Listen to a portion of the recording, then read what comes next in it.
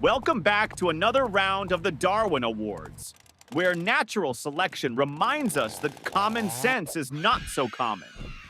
In this episode, we've got drunk horse riders, DIY geniuses strapping rockets to office chairs, and even one guy who thought feeding piranhas by hand was a solid plan. Spoiler, it wasn't. From chainsaw helmets to naked bee battles, these are the jaw-dropping, head-shaking stories of people who proved, sometimes fatally, that bad ideas and bravery make a dangerous mix. Number 1. First up, we've got a classic tale of mixing bad decisions with horsepower, though not the automotive kind. Picture this. It's late, probably very, very late. And our hero, let's call him Cowboy Turbo, has had himself a night. The kind of night where gravity seems optional and self-preservation is just a quaint theory. Now, Cowboy Turbo needs to get home.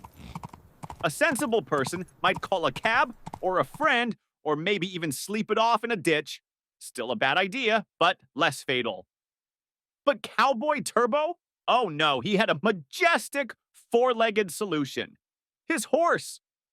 Because what's more American than riding your trusty steed home after a few too many, right? Especially when that trusty steed is now your designated driver and you're riding it on a busy highway. You can almost hear the conversation. Giddy up, old boy. Just gotta beat this here semi-truck. The horse, bless its equine heart, probably just wanted some oats and to not be on asphalt at 2 a.m. But Cowboy Turbo was clearly channeling his inner John Wayne, albeit a John Wayne who'd been sampling every bottle on the saloon shelf. He probably swayed in the saddle like a tumbleweed in a hurricane, guiding his bewildered steed down the fast lane. Now, horses are many things. Graceful, powerful, good at smelling apples. What they are not, generally, is highway compatible. Cars, trucks, and especially large vehicles moving at highway speeds tend to react poorly to unexpected equestrian obstacles. A sudden swerve, a missed break, and boom. Cowboy Turbo and his noble steed became an unfortunate, very literal traffic stopper. He achieved a permanent off-ramp, demonstrating that while horses are indeed majestic creatures, they are not, in fact, an alternative to Uber when you're pickled. A truly unique way to exit the gene pool, proving that some horses are ridden into the sunset and others are ridden into the front bumper of a Ford F-150. Number 2. Next, we delve into the realm of DIY safety testing, where the test subject is also the brilliant inventor. Meet blade-proof Barry, a man with a vision. He'd constructed with his own 2 hands and questionable engineering skills a homemade chainsaw-proof helmet. Because, sometimes you just need to work around running chainsaws, and those store-bought helmets just don't inspire enough confidence. Or perhaps he simply wanted to prove a point. Either way, the only true test, he reasoned, was a direct, personal demonstration. Now, a normal person might test their helmet by, say, hitting it with a hammer or dropping a brick on it, or maybe even applying a static saw blade to it. But blade-proof Barry? He strapped that magnificent, probably flimsy contraption to his head. He fired up a real, honest-to-goodness, roaring chainsaw. And then, with the unflinching conviction of a man who believed entirely in his own genius, he brought the running chainsaw blade down onto the helmet. Because if it's chainsaw-proof, it should handle a direct hit, right? The very concept is so ludicrous it almost circles back to genius. But then physics steps in to remind us of reality. A chainsaw blade is designed to rip and tear through wood and presumably poorly constructed helmets. It's a tool of immense rotating destruction The helmet, no matter how lovingly crafted from, say, old plastic buckets and duct tape, was no match. The blade didn't bounce off. It didn't spark theatrically. It simply did what chainsaws do. The test was conclusive, incredibly quick, and utterly fatal. Blade-proof Barry proved his helmet was not chainsaw-proof, unfortunately at the highest possible personal cost. It's a stark reminder that some theories are best left untested, especially when the experiment involves a spinning blade and your skull. He got a head start on the afterlife, all in the name of DIY safety. Number 3. From the practical to the utterly fantastical, our next subject decided his commute was too mundane. Let us introduce Chairman Apollo, a visionary who looked at his office chair, then at a rocket engine and thought, now that's innovation. He reportedly concocted a plan to launch himself into the air using a rocket-powered office chair. Because walking is for suckers, and vertical takeoff from your ergonomic seat is clearly the future. You have to wonder about the engineering behind this. Was it a simple Estes model rocket engine taped to the back? Or a full-blown jet engine strapped to the casters? Whatever the propulsion, the ambition was undeniable. Chairman Apollo probably spent countless hours tinkering, perhaps sketching out flight plans on napkins, maybe even practicing his liftoff pose in the mirror.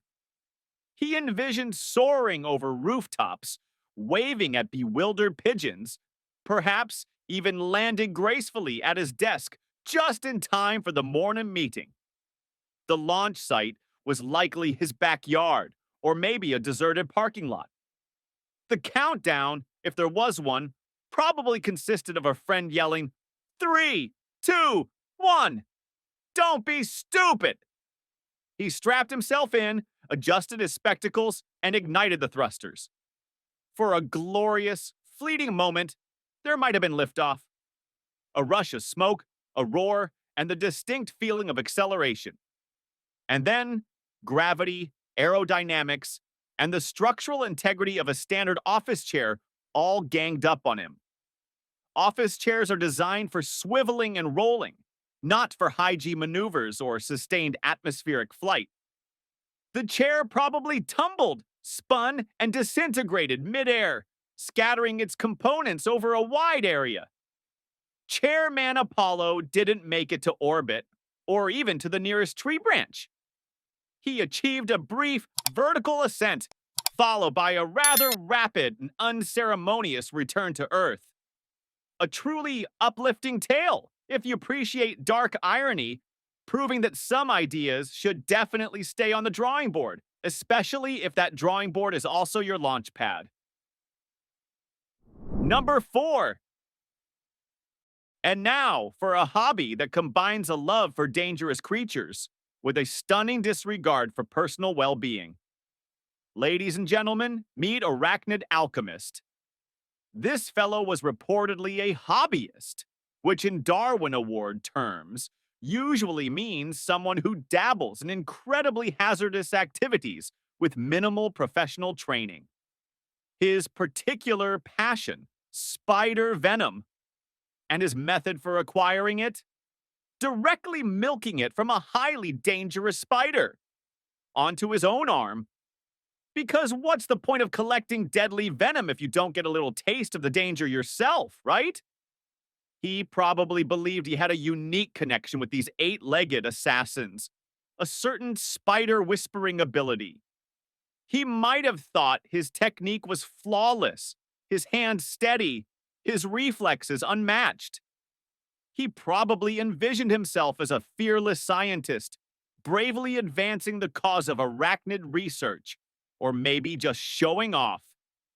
What he neglected to consider was that spiders, especially the highly dangerous ones, don't really care about your hobbies or your scientific curiosity. They care about not being poked. And when they feel threatened, Their primary defense mechanism involves injecting highly potent neurotoxins or necrotoxins. So, arachnid alchemist carefully positioned the venomous spider, perhaps a black widow or a recluse, on his arm. He applied pressure or some other method he believed would encourage venom production. And the spider, being a spider, responded by doing what spiders do best when provoked. It bit him, precisely where he was trying to milk it.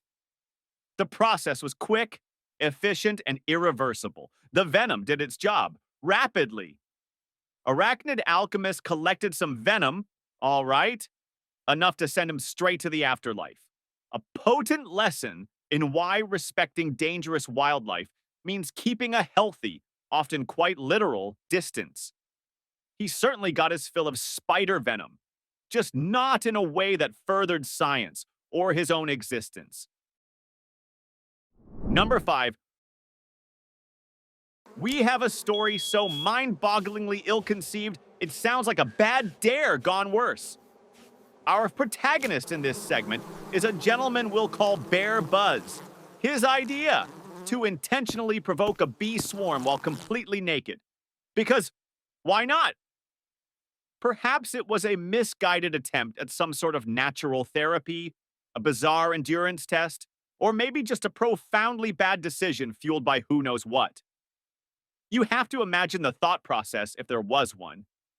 Bees are natural creatures. I will connect with them. I will show them I am not a threat by being completely exposed and then antagonizing them. Most people, when faced with a bee or two, tend to flail, run, or at least put on a shirt. Bear Buzz, however, believed his nakedness was a sign of peace, or perhaps an open invitation to an insect-sized mosh pit. He reportedly approached a hive or a swarm, probably with a confident stride, completely unclad. And then he provoked them. Perhaps by poking the hive, or making sudden movements, or simply existing too close in his vulnerable state. Bees, much like humans, don't appreciate being disturbed, especially when they're protecting their home. And when they feel threatened, their defense mechanism involves stinging. Lots and lots of stinging. Bear Buzz likely felt the first few stings and thought, okay, this is invigorating. Then the hundreds, then the thousands. His nakedness, intended as a sign of openness, simply presented an unparalleled surface area for a full-scale insect invasion. The severe allergic reaction, or simply the sheer volume of venom, quickly overwhelmed him. Bear Buzz achieved a profound connection with nature, but it was a one-sided conversation where nature said very clearly, "Get off our lawn." A truly astounding display of why some clothing is essential, and why irritating a massive collection of stinging insects while completely exposed is perhaps the worst idea anyone has ever had. Number 6. And now we've got a tale that proves not all master plans are, well, masterful. Our protagonist, a gentleman we'll affectionately call Forklift Felon, had a brilliant idea for stealing a car. I don't know why. Forget hot wiring, forget Slim Jims, forget even a tow truck. Too conventional. He decided to employ the heavy machinery approach. He reportedly got his hands on a forklift because, those are just lying around, and planned to simply lift the target vehicle, presumably to load it onto another truck or just drive it away like some sort of automotive ice cream cone. Now, a forklift is designed for lifting heavy pallets, not for delicately maneuvering stolen vehicles in tight spaces. Forklift Felon, however, was clearly operating on a higher plane of criminal genius. He probably envisioned himself as a super thief, effortlessly whisking away cars with the power of hydraulics. He likely positioned his mechanical beast, carefully maneuvered the forks under the car, and began to lift. So far, so good, right? Except, apparently, he forgot about, walls. Or perhaps the car swung unexpectedly. Or maybe the forklift itself just decided it didn't like being part of a felony. Whatever the precise miscalculation, the car once lifted, swung or shifted in a way that pinned our aspiring criminal against a very unforgiving, very solid wall. The car got its revenge, the wall remained unyielding, and forklift felon achieved a rather sudden and very permanent flattening. He learned the hard way that when heavy machinery meets a solid surface, the squishy human in between rarely wins. A truly crushing defeat, proving that sometimes crime does pay in tragic Darwinian dividends. Number 7. Next, we venture into the fiery depths of factory floors, where one man apparently confused industrial safety protocols with a scene from an action movie. Let's talk about Molten Metal Mike. He worked in a place where liquid metal, heated to temperatures that would make the sun jealous, flowed in massive vats. You know, the kind of place with big, bold signs saying danger, extreme heat, do not jump. Because apparently, some signs are written for a reason. Molten metal. Mike, however, looked at that glowing, bubbling cauldron of liquid fire and saw not danger, but a challenge. Perhaps it was a dare. Perhaps a sudden surge of misguided bravado. Or perhaps he just really, really wanted to impress someone. Whatever the motivation, he decided that what this vat of superheated material truly needed was a human being attempting a high-flying leap over it. He probably envisioned himself gracefully soaring through the air, perhaps landing with a flourish to the awestruck gasps of his colleagues. A true hero of the lunch break. He likely took a running start, heart pounding, adrenaline pumping. He launched himself into the air for a glorious, fleeting second, suspended over what could only be described as liquid doom. But here's the thing about jumping. You have to actually make it to the other side. And human jumping capabilities, combined with the extreme heat radiating from several tons of molten metal, which probably affected his jump, trajectory, or just, vaporized him midair, are notoriously unreliable. Molten Metal Mike didn't make it. He completed about 80% of the jump, give or take. The result was less a graceful landing and more a sudden, dramatic disappearance into the incandescent depths. He definitely melted into his new role, becoming one with the molten metal. A truly hot take on workplace safety, proving that some boundaries are best respected, especially when they involve materials hot enough to vaporize a truck. Talk about a fiery farewell. Number 8. From industrial heat, we pivot to the raw power of the wild, conveniently contained within a zoo enclosure. Our next subject is a gentleman we'll call Monkey Business Mark. In an era where getting closer to nature sometimes means ignoring all barriers, monkey business. Mark apparently decided that the best way to interact with gorillas was to, jump into their enclosure. Because, those big, powerful primates known for their strength and territorial nature surely just want to cuddle with a stranger. He probably envisioned a heartwarming scene, perhaps a gentle pat on the head, a curious sniff, maybe even a shared banana. He might have seen the gorillas as majestic, misunderstood, gentle giants, simply waiting for a human friend to drop by. What he forgot, or perhaps willfully ignored, was that gorillas, while fascinating, are wild animals. They are incredibly strong, unpredictable, and fiercely protective of their space and family. A sudden, uninvited human intrusion into their home is not seen as an act of friendship. It's seen as a threat. So, monkey business. Mark scaled the fence, or somehow circumvented the barriers, landing with a thump in the gorilla enclosure. He likely approached the gorillas with outstretched arms, perhaps a big smile, ready for his moment of interspecies bonding. The gorillas, being gorillas, responded precisely as highly territorial, powerful wild animals would. Not with hugs, but with a swift, decisive, and tragically fatal display of their natural dominance. Monkey business, Mark got his close encounter, all right, but it was far from the friendly reunion he envisioned. He became intimately acquainted with primate power, proving that some social calls are best made from behind very thick glass, or not at all. A truly wild adventure that ended in a permanent timeout. Number 9. Now, for a thrilling ride that went from exciting to exiting in the blink of an eye, let's talk about thrill seeker Tim. He was on a roller coaster, one of those magnificent contraptions designed to thrill you with drops, loops, and speeds that make your eyeballs flatten. And like all roller coasters, it came with seat belts and restraints meticulously designed by engineers to keep you safely inside the ride.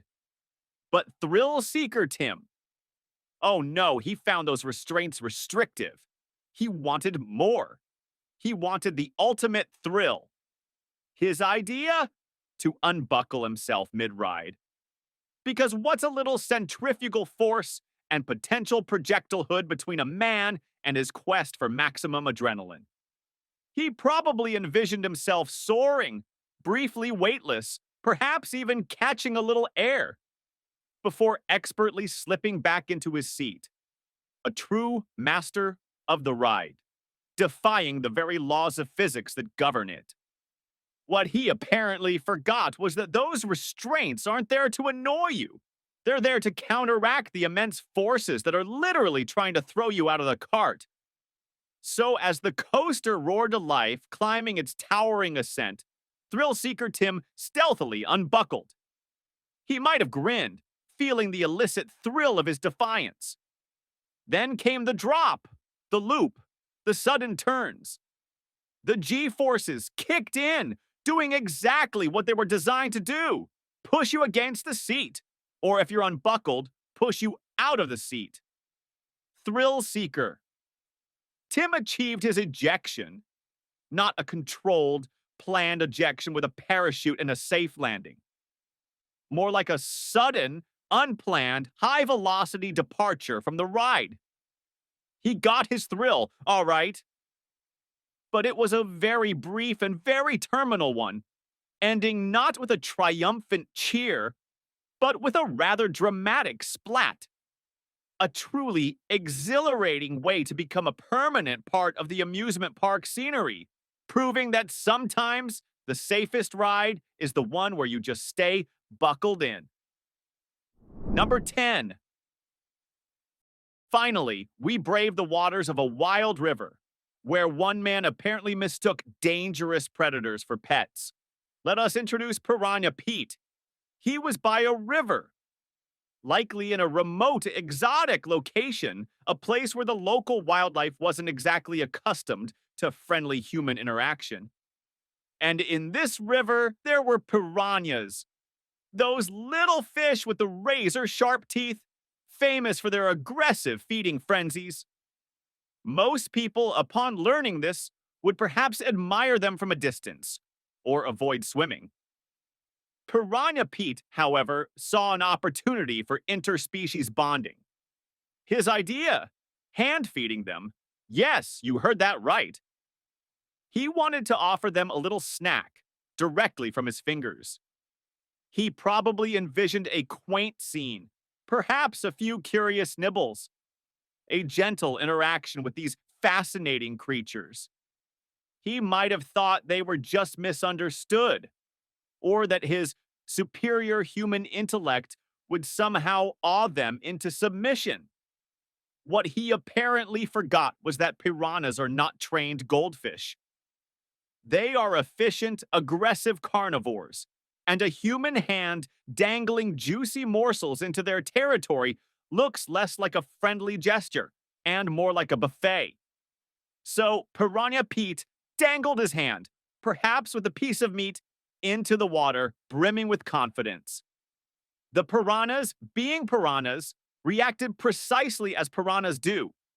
Not with polite nibbles, but with a sudden, overwhelming, and utterly brutal feeding frenzy. They didn't misjudge their speed, they misjudged his.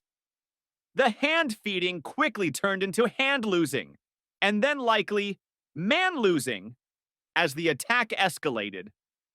Piranha Pete became a very literal example of you are what you eat. He certainly got a close look at piranhas, proving that some appetites are best left unappeased, especially when those appetites belong to dozens of very hungry, very toothy fish.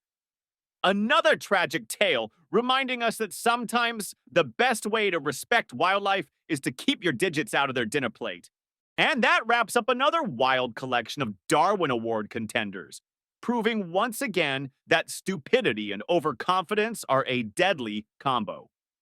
From rocket-powered office chairs to forklift carjackings, these stories remind us that sometimes the biggest danger isn't nature, it's human imagination. If you enjoyed shaking your head with me at these genius ideas, don't forget to hit that subscribe button, give the video a like, and drop a comment telling me which story left you the most speechless. Who knows? Your pick might show up in the next compilation. Until then, stay smart, or at least smarter than these guys.